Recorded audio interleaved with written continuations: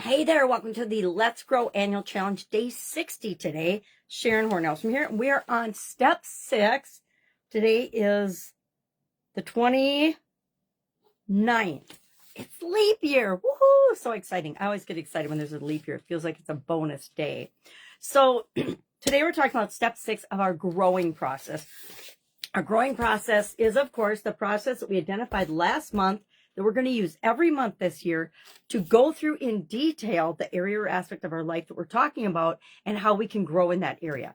So, for example, this month we're talking about relationships. So we picked a specific relationship. We've gone through the previous 5 steps, and today's step is never quit or never give up. I haven't decided which I like best.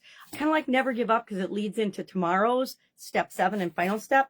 But you can decide what feels right and what's easier for you to remember and will trigger you to automatically operate and process this step of our process. So never give up, never quit. What does this have to do with the relationship that we have picked today? Well, we want to think about a couple of things with respect to this particular topic and step.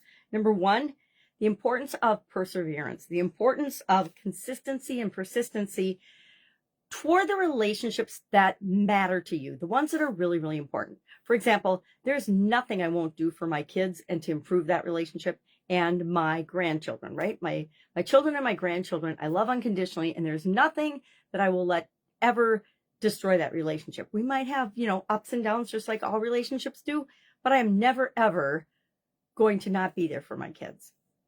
Not all of our relationships are like that. And are that level of commitment. Now, our partnership one should be, but it takes 2 people, right? It takes both parties committed to that relationship.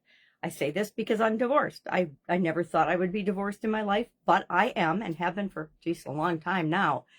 But there are things that another person can do to you that will negate unconditional love, and you will not love them unconditionally. And people come in and out of our lives for a reason, I say, and for a season, a reason and a season. I didn't make that quote up, but I really like it because it speaks to people come in and out of our life to show us something, usually about ourselves. And it might not be something flattering. It might be just some area of our life that we need to pay attention to and learn to be a better human being in.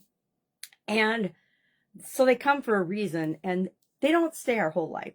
Think about your life, and we've done the lifeline exercise this month, and the relationships that you've had, they come and go. I mean, our grade school, our childhood, our preschool, we didn't have preschool back when I was a kid, our young playmates and friends, very few of them come along with us throughout our entire life.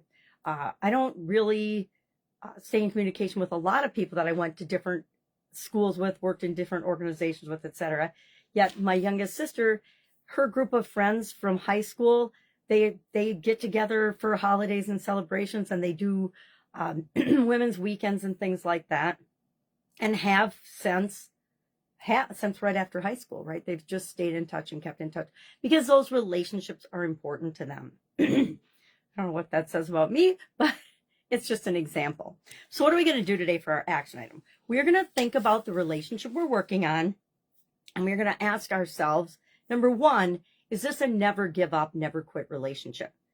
I hope that it is, because we should have picked one that's important to us, right? Most important to us. For example, the people that we work with. When I graduated from college, which was decades ago now, we were told that we could expect we would have 12 different careers or 12 different jobs, careers, occupations throughout our lifetime. I haven't counted mine, but I've definitely had that many and probably more. And so the relationships we form at work are important while we're there, and they may or may not be important after that. It's up to us to decide. So if you've got a coworker that you're working on your relationship with, it's important now, but probably not 20 years from now. Some mentors and mentees relationships I've had literally for decades and have spanned almost my entire adult life. But other relationships were appropriate for the time, but after I was no longer a part of that industry and that organization, we haven't really kept that much in touch. Now, it doesn't mean I couldn't contact them and we wouldn't pick up where we left off, but it just means it's not an ongoing regular basis. And it's up to us to, number one, decide what relationships we do that for. And then when it comes to never giving up on our current relationship, Sometimes we just have to take a deep breath and we have to look in the mirror and say, what is my responsibility and what role have I played in this upset or challenge that we're having in this relationship? And what am I willing to do to make it right and fix it?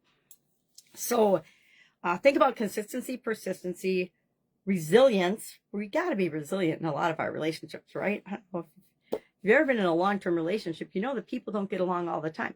Think of growing up with your siblings, if you had siblings, or even with your parents, if you were an only child.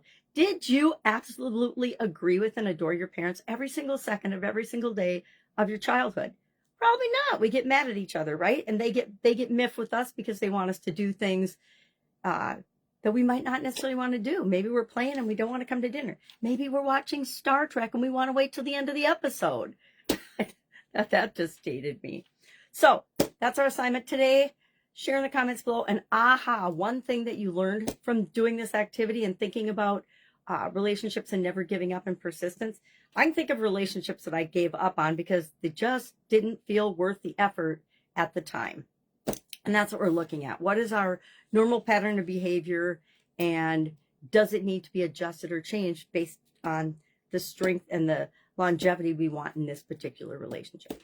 Any questions? Hit me up. Guide 2 has a write-up about this, as well as Phil's story. I think it's Phil. Yep, I'm starting to write it down so I remember. Phil's story today about never giving up and the impact on relationships, the ones that mean a lot to him and how he behaved in those scenarios. That's in the Let's Grow Annual Challenge private Facebook group. You can find that there. Otherwise, you can always ask me. Have an awesome day, and I'll, of course, be with you tomorrow. Happy leap year.